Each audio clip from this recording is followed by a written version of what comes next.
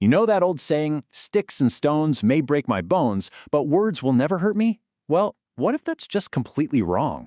Today, we're going to take a hard look at bullying, and not as some kind of normal childhood thing, but as a really serious problem with consequences that can last a lifetime. So let's just start with how big this problem actually is. Okay, to really get a handle on this, you just need to know this one statistic. 1 in 3. Let that sink in for a second. According to Statistics Canada, 1 out of every 3 young people says they've been bullied. I mean, this isn't some rare thing happening to a handful of kids. It's happening everywhere, in pretty much every school and community. So what actually makes something bullying? I mean, how is it different from just a regular argument? Well, researchers have boiled it down to 3 key things. First, there has to be a power imbalance. You know, one person is older, stronger, more popular, they have some kind of edge. Second, it's not a one-time thing, it's repeated, it happens over and over. And third, and this is crucial, the person doing it intends to cause harm. It's that combination that makes it so damaging.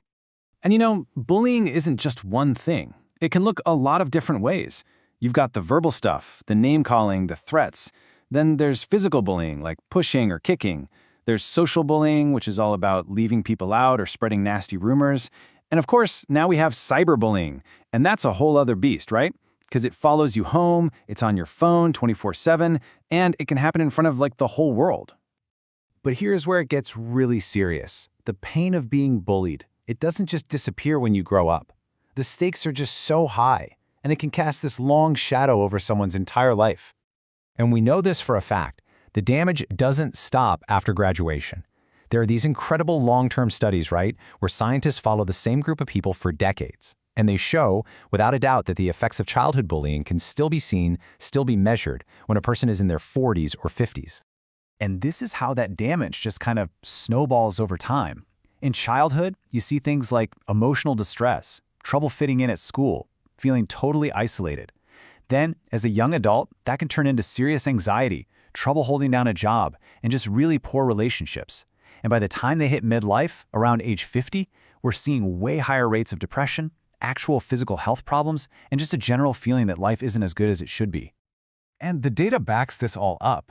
This isn't just about feeling sad. It hits every part of a person's life. We're talking measurable impacts on mental health, depression, anxiety, even suicidal thoughts, but also on their physical health, things like higher levels of inflammation in the body. And it even affects their wallet. We see higher unemployment rates and people not getting as far in their education. It's all connected. And this leads us to the absolute darkest part of this story, the undeniable link between being bullied and suicide. It's so well documented that there's even a term for it, bullycide. It was coined back in 2001 by a couple of authors, and it describes a suicide where bullying was the main reason. It's a gut-wrenching word, but it captures this awful reality that for some kids, the pain is so relentless, death starts to feel like the only way out. And the numbers here, they are just staggering. Research from the CDC shows that kids who are bullied are anywhere from 2 to 9 times more likely to think about suicide than kids who aren't. Let me say that again, 2 to 9 times. That's not just a little bump in risk. It is a massive, massive red flag. Now, if we dig a little deeper and look at the type of bullying, things get even more disturbing. Traditional, in-person bullying, yeah, that dramatically raises the risk. But cyberbullying, it sends that risk into the stratosphere. Victims of cyberbullying are over 11 times more likely to have suicidal thoughts. So the question is, why? What makes it so much worse? Well, it's pretty simple, really. There's just no escape. There's no safe space. The harassment is constant, it's on their phone, it's in their bedroom, it's there at all hours of the day and night. The potential audience is huge. It can feel like the whole world is watching. And a lot of the time, the bully is anonymous, which just makes the person being targeted feel completely powerless and alone. Okay, I know hearing all of this can feel pretty overwhelming, maybe even a little hopeless. But here's the thing. We should not feel hopeless because we actually have decades of research that tells us what works to fight bullying. So let's talk about the solutions. And the great news is these programs make a real difference. One massive review of all the studies found that good, solid school programs can cut bullying behaviors by about 20 to 23%, and the number of kids being victimized drops by 17 to 20%. Now, is that perfect? No. But is it a huge step in the right direction? Absolutely. So, what's the secret sauce? What makes these programs actually work? Well, it boils down to 4 key things. And it's not just a one-off assembly or putting up a few posters.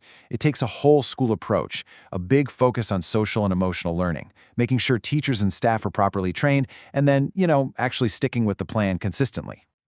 Okay, so what does that even mean, a whole school approach? Basically, it means it's not just a rule book. It's about changing the entire culture of the school. It's having super clear anti-bullying rules that everyone knows. It's having more adults around in places like the playground. It's teaching kids empathy and social skills. And maybe the most important part, creating a place where kids feel genuinely safe to report what's happening to them without worrying it'll make things worse. And that brings us to maybe the most important part of all this. Because stopping bullying isn't just up to the schools. Not at all. Every single one of us has a part to play. Parents, friends, kids themselves, we all have a role.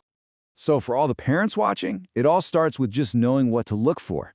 Are you noticing big changes? Like, are they suddenly trying to get out of going to school? Or are their grades tanking? Are they more anxious or sad than usual? What about how they use their phone? Are they super secretive, or do they seem upset after being online? These are all potential red flags that something's going on. And if you do see those signs, how you react is everything. The absolute #1 thing is to just be there for them. Offer support, listen, and whatever you do, don't just brush off their feelings. You should definitely contact the school to work on a solution, but try to avoid going directly to the bully's parents. That can really blow up. Instead, focus on building your own kids' confidence back up. And look, if you are worried about their safety, you have to ask the hard question. Ask them directly if they're thinking about suicide. It's so important. And for any young people listening, here's what you can do. If you're the one being bullied, tell the person to stop. If you can, just walk away. And then you have to tell a trusted adult. You have to. And if you see it happening to someone else, please don't be a bystander. Don't just watch. Be an upstander. That means stepping in if it's safe, telling the bully to cut it out, or just going over to the person being bullied to show your support. Even just getting an adult can literally change everything. And one last thing to keep in mind here, for schools, this isn't just a suggestion box item. In many places, like the UK and almost every single US state, schools have a legal duty to have policies in place to stop bullying. They have a moral and legal obligation to keep kids safe. It's their job. So let's just all agree to stop calling this a rite of passage. It's not. The evidence is crystal clear. Bullying is a public health crisis. It has real, devastating, and lifelong consequences. So the only question left, really, is for you. Now that you know all this, what are you going to do to be part of the solution?